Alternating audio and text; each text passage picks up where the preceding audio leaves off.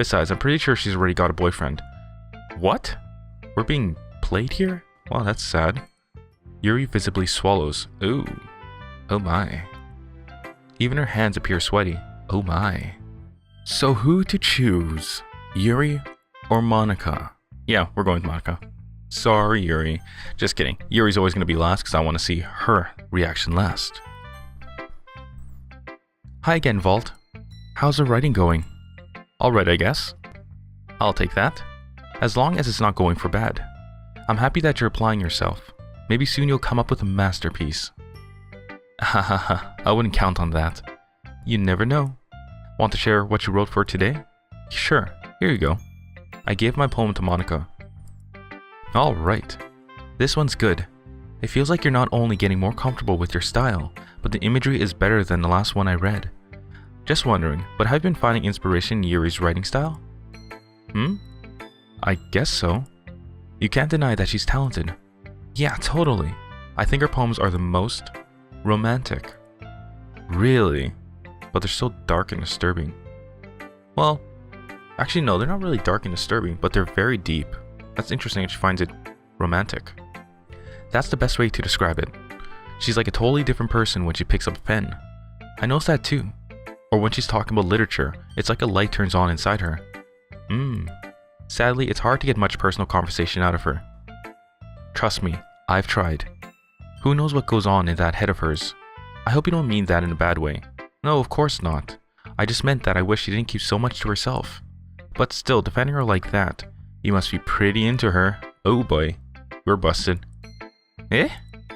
You completely misunderstood. Hahaha, calm down, I'm kidding. Besides, I'm pretty sure she's already got a boyfriend. What? We're being played here? Wow, that's sad. Wait, really? Yeah, a fictional one anyway. Okay, jeez. Monika kind of whispers that last part to me. It's just a hunch, but... well, there's not really anything wrong with that. Well, I know. I was just saying. But anyway, you want to read my poem now? I like the way this one turned out, so I hope you do too. Alright, let's take a look. Save me. The colors, they won't stop. Bright, beautiful colors. Flashing, expanding, piercing. Red, green, blue. An endless cacophony of meaningless noise. The noise, it won't stop. Violent, grating waveforms. Squeaking, screeching, piercing. Sine, cosine, tangent. Like playing a chalkboard on a turntable. Like playing a vinyl on a pizza crust. An endless poem of meaningless. Load me. Is this a trick? Is this a trick? I don't get it. This is too deep for my brain to handle. Let's run away. It's even more abstract than your last one, huh? Hahaha. I guess it's just the way I write. I'm sorry if you don't like it. No, I liked it. But she scared me. No, I never said that. It's just the kind of thing I've never really seen before, I guess. I kind of like playing with my space on the paper. Choosing where and how to space your words can totally change the mood of the poem. It's almost like magic. The way I wrote the lines really short makes it feel like they're trying to speak over the noise. I see. It's still hard for me to tell what it's about though. Hahaha. Sometimes asking what a poem is about isn't the right question. A poem can be as abstract as a physical expression or a feeling, or a conversation with the reader. So putting it that way, not every poem is about something.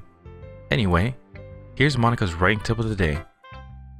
Sometimes you'll find yourself facing a difficult decision. When that happens, don't forget to save your game. You never know what might change your mind. Save my game, what the hell? Or when something unexpected may happen. Wait, is this tip even about writing? No, it's not. Can she see into our world? Does she have the eyes? What am I even talking about? No idea. Hahaha. That's my advice for today. Thanks for listening. Alright, see you later, video host Monika. Alright, here we are with Yuri. Let's save. No, let's not save. Let's just go talk to her. Let's see what you've written for today. Ooh, she looks like she likes it. Yuri stares at the poem with a surprised expression on her face. Do you like it? Vault. This one might be even better than yesterday's. How did you even pick up on this so quickly? Just yesterday I was telling you the kind of techniques worth practicing. Maybe that's why. You did a good job explaining. I really wanted to try giving it more imagery. Yuri visibly swallows. Ooh. Oh my. Even her hands appear sweaty. Oh my. I'm not used to this. Used to what? I don't know. Okay, what? Okay, don't yell. Sheesh. It's fine, take your time. Yuri breathes and collects her thoughts. I know that Yuri likes to think before she speaks, so I offer that patience to her. Yeah, just being appreciated like this, I guess. It probably sounds really stupid, but seeing someone motivated by my writing, it just makes me really happy. Are you saying that you've never shared your writing before? Yuri nods. Really, I don't believe it. I really only write for myself. And besides, people would just laugh at me. What? What? She's like at the max level of insecurity. It's crazy. Do you really think that? Again, Yuri nods. Huh? Even your close friends? Yuri doesn't respond to that. I wonder why. Anyway, do you want to share the poem you wrote today? Yeah, I do, if it's with you. Oh boy, this is pretty long. Oh my goodness. The raccoon. It happened in the dead of night while I was slicing bread for a guilty snack. My attention was caught by the scuttering of a raccoon outside my window. That was, I believe, the first time I noticed my strange tendencies as an unordinary human. I gave the raccoon a piece of bread, my subconscious well aware of the consequences, well aware that a raccoon that is fed will always come back for more. The enticing beauty of my cutting knife was a symptom. The bread, my hungry curiosity. The raccoon, an urge. The moon increments its phase and reflects that much more light off of my cutting knife. The very same light that glistens in the eyes of my raccoon friend. I slice the bread, fresh and soft. The raccoon becomes excited. Or perhaps I'm merely projecting my emotions onto the newly satisfied animal. The raccoon has taken to following me. You could say that we've gotten quite used to each other. The raccoon becomes hungry more and more frequently, as my bread is always handy. Every time I brandish my cutting knife, the raccoon shows me its excitement. A rush of blood. Classic Pavlovian conditioning. I slice the bread, and I feed myself again. Alright everyone, did you actually understand that? Because I did. I actually understood this poem. Now let me tell you what I think. The raccoon represents her urges. So basically every time you feed the raccoon, she's feeding her own urges. Let's say basically you're playing a game. We're going to use a game for this analogy. Say you're playing a game and you decide to stop, but then you start up again and play just a little bit longer.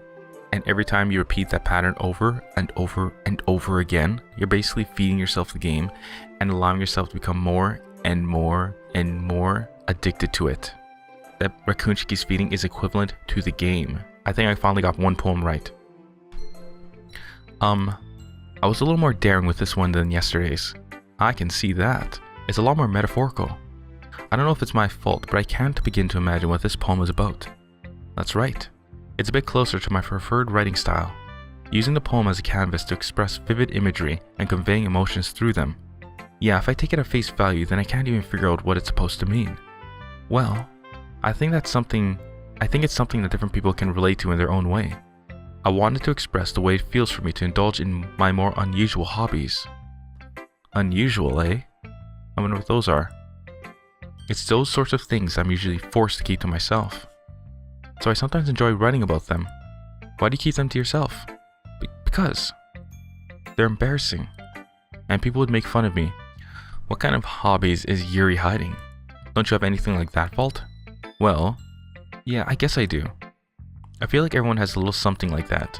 The best we can do is respect each other and our individualities, even if it's difficult sometimes and some things makes us uncomfortable. After all, if I hadn't learned to embrace my own weirdness, I would probably hate myself. I might be ranting a little bit now, but I'm glad you're a good listener. You're good at a lot of things. Writing, listening. There really aren't many people like you, Vault. That's exaggerating a little bit. It's just how I feel. I never thought I would feel so comfortable sharing my writing, but now I almost feel like I look forward to it. It's just a really nice feeling, and you're to thank for that. It's nothing really. Yuri smiles sincerely at me. For just a moment, her timidness seems to disappear. Ooh, looks like we got on more of Yuri's good side. Sweet. Okay, everyone. We're all done reading each other's poems, right? I have something extra planned today, so if everyone could come sit at the front of the room. Is this about the festival? Well, sort of. Ugh, do we really have to do something for the festival? It's not like we can put together anything good in just a few days. We'll just end up embarrassing ourselves instead of getting any new members. That's a concern of myself as well. I don't really do well with last minute preparations. Don't worry so much, we're going to keep it simple, okay? We won't need much more than a few decorations. Sayori has been working on posters and I've designed some pamphlets we can give out during the event. Okay, that's great and all, but that doesn't tell us what we're actually going to be doing for the event. Sorry, I thought you heard about it already. We're going to be performing. Oh boy, the bane of Natsuki and Yuri. Performing? Monika. Yeah, we're going to be having a poetry performance. Each of us are going to choose a poem to recite during the event. But the cool part is, we're also going to let anyone else come up and recite poems too. Sayori is putting it all on posters in case anyone wants to prepare ahead of time. Hehehe. Sayori, who's been coloring a poster, holds it up for us to see. Are you kidding me, Monika? You didn't already start putting up those posters, did you? Well, I did. Oh, Monika, you have to actually get confirmation from every team member before you start making rash decisions like that. Tisk, tisk, tisk. Do you really think it's that bad of an idea? Well, no. It's not a bad idea, but I didn't sign up for this, you know? There's no way I'm going to be performing in front of a group of people like that. I agree with Natsuki. I could never, in my life, do something like that.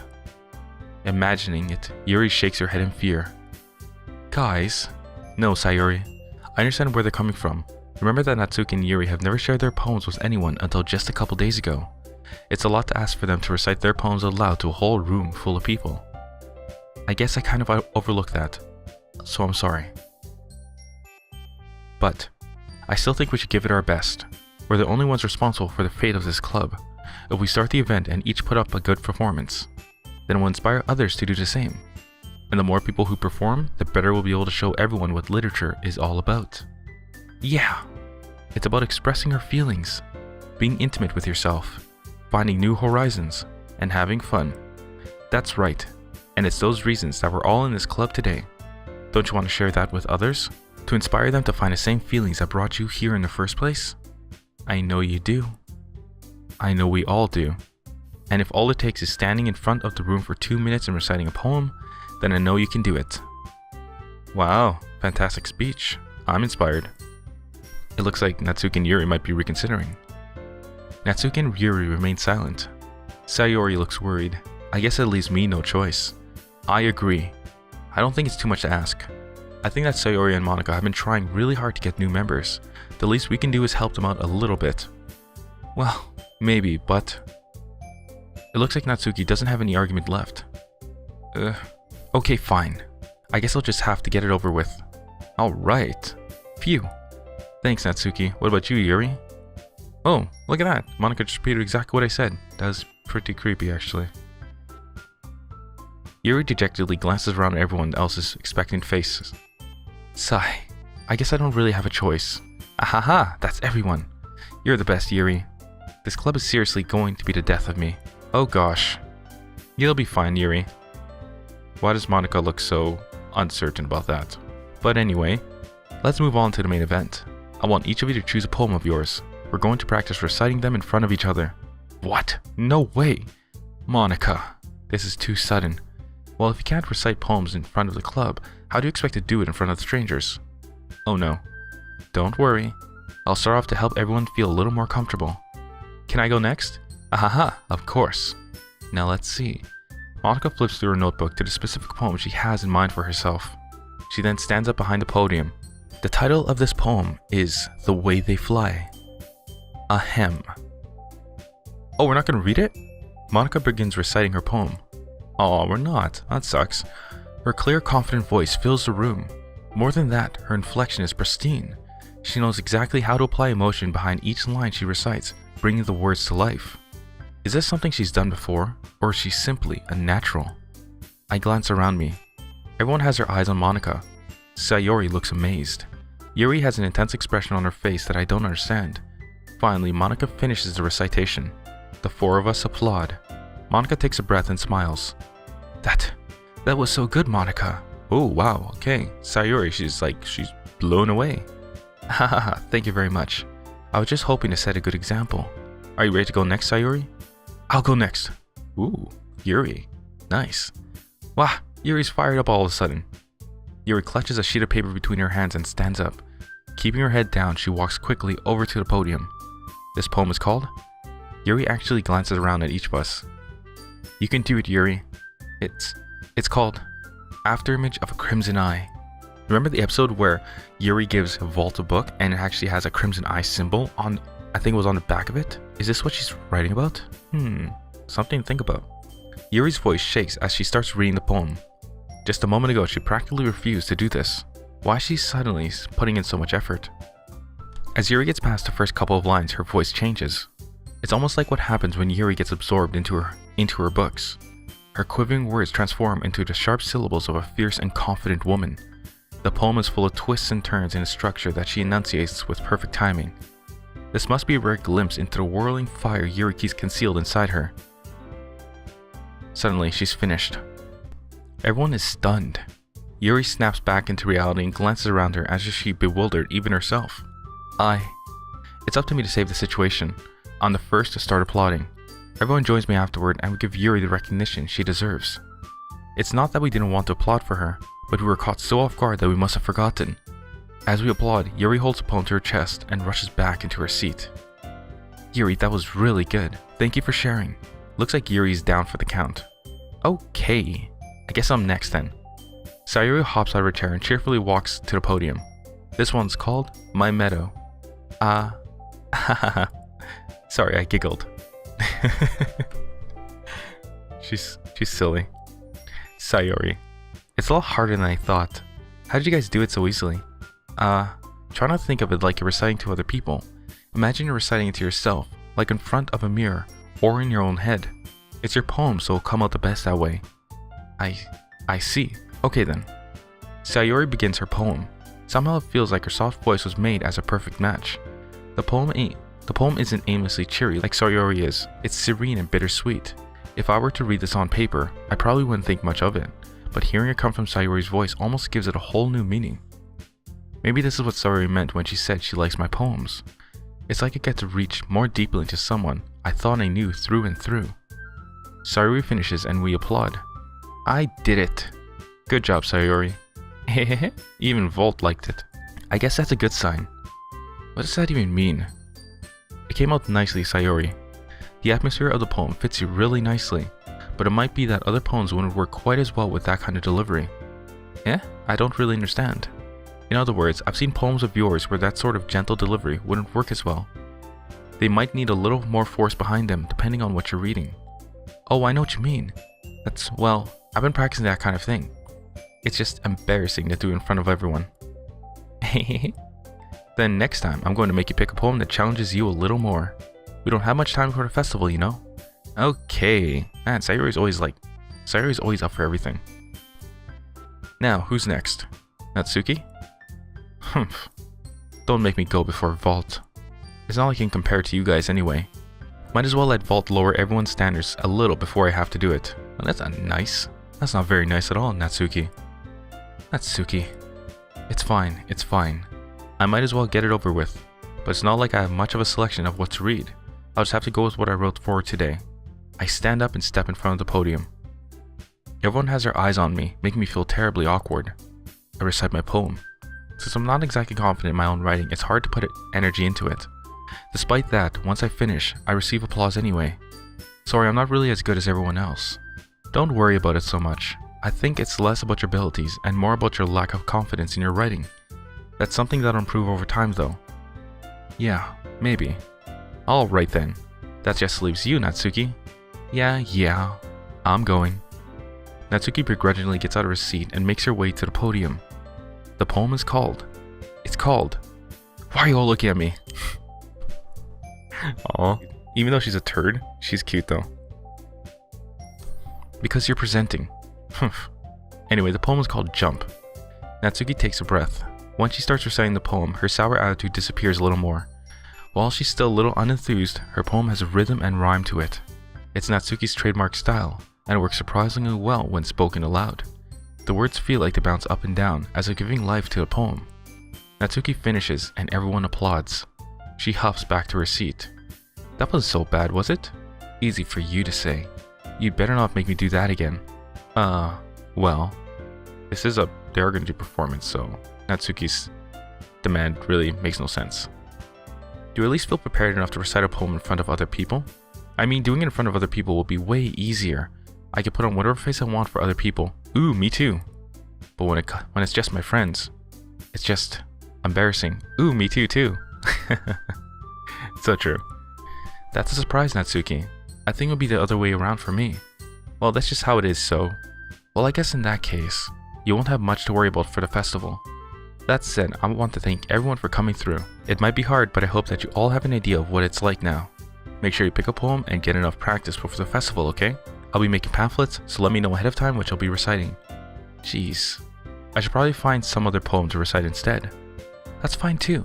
It doesn't have to be your own. I'm already pleasantly surprised that you're putting in all this effort for the club. That makes me really happy. He's really confusing us. Yeah, no problem. Okay, everyone. I think that's about it for today. I know the festival's coming up, but let's try to write poems for tomorrow as well. It's been working out really nicely so far, so I'd like to continue that. As for the festival, we'll finish planning tomorrow and then we'll have the weekend to prepare. Monday's the big day. I can't wait. I can do this. I can do this. Yuri need a pep talk. Alright. I stand up. There's no way I'll be able to find the same enthusiasm as Sayori and Monika, but I'll do my best to get through it.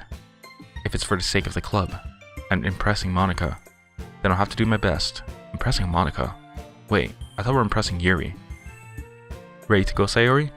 Yep. Look at you two always going home together like that. It's kind of adorable, isn't it? Sayori doesn't even care. Jeez guys, don't make such a big deal out of it. It must be a little nice though. Well, how am I supposed to respond to that? It's okay, Vault, you don't have to say it. Whatever, let's go already. I walk home with Sayori once more. Even though it's only been a few days, a lot of things have already changed. But today Sayori is being a little quieter than usual on the way home. Hey, Sayori. Sorry, I was spacing out. No wonder. I was thinking about something from earlier. I like how we get to... Sayori fumbles with her words. So let's just say that one day, Yuri asks to walk home with you. Huh? What would you do? What kind of question is that? No, it's a question. The passive question that shows uninterest, but really, it's a question that's gonna eat them alive. Oh my god, it's this one. You're kind of putting me on the spot here. Oh man, this is gonna hurt Sayori, I know it is. Damn it. I would walk home with Yuri. We have no choice here, I have to do it. Walking home with Yuri, huh? Why does the thought of that make my heart pound? Given how hard it is for her to socialize, I would feel awful turning her down, so... Isn't she so beautiful and smart? That has nothing to do with what I just said. Ahaha, you've admitted it. Oh, Yuri, I'm so sorry. Jeez, there's not even any point in speculating something that's never going to happen. Well, maybe, but I just like to think about it.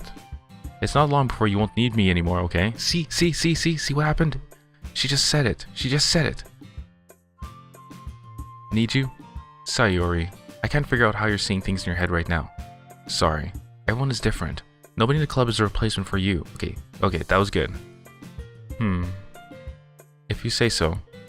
The conversation trails off and I'm left feeling awkward, but it was kind of her fault for trapping me with such a weird question. Well, you're gonna get older, and it's gonna happen quite a bit more often, dude. I can't just lie to her. But for something that makes her happy, I would hate to take that away from her. That's why I said there's no point in speculating. Then again, the festival is only a few days away. Who knows what will happen in that time? I know you've noticed how long this video is. It's actually going to be a lot longer from now on, as well as every future visual novel. I'm going to try and segment it into chapters or days or something like that. It's like a clear-cut segment. So look forward to that because I essentially don't want my visual novel series to last an entire year or even half a year. That's way too long. I hope this doesn't bother you. So everyone, thank you very much for reading Doki Doki Literature Club with me. If you're enjoying this series, why don't you go ahead and click that subscribe button and a notification button. Also, if you're looking to support the channel, go ahead and check the links in the description to do just that. And of course, thank you all very much for reading, and I'll see you in the next Doki Doki Literature Club.